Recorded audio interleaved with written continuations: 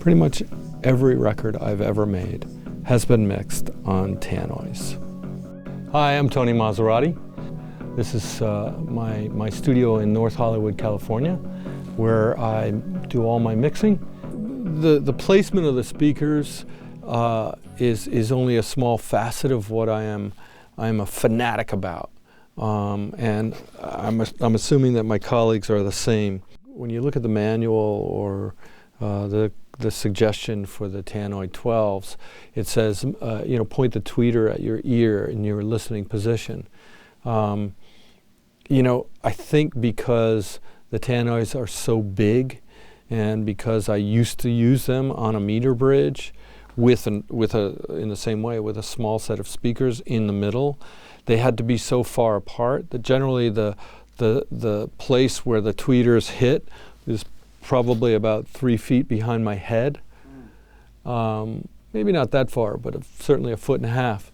And I got so used to that now I do the same. So I don't know if you can notice, but if I sit here where I'm close to my computer monitor and my controller, the Tannoys are actually hitting somewhere back here. So when an artist comes to the studio, I generally set them a little bit further back. I make them sit a little further back. I think the sweet spot depends also on what you get used to. Now, the Proax are right in my sweet spot when I'm working here, and that works out fine for me because I do a good bit of leveling at a very low volume with the Proax. And then I'll go back to the Tannoys and then maybe the computer monitor or my laptop. So the sweet spot is something that, I remember reading probably in a magazine many years ago when I was a young engineer. Oh, well, spread your arms and have the center of your drivers be where your palms are, and then point them toward your head. And in some ways, I still do the same thing. I mean, these speaker stands are marked, and they haven't moved in a couple years. So in my case, it doesn't really change very much, and I'm very much used to this environment. If you're unfamiliar or unsure about the reproduction in your room, find a record that you can use as a reference on a daily basis. And sometimes it's different records.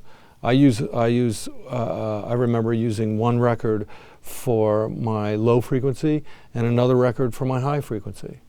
So that's something that I would recommend to everyone. Like, I generally listen in mono quite a lot when I'm doing vocal levels, and it's always on the left speaker. I don't know why. I just got used to doing that, and I think that it's a great habit.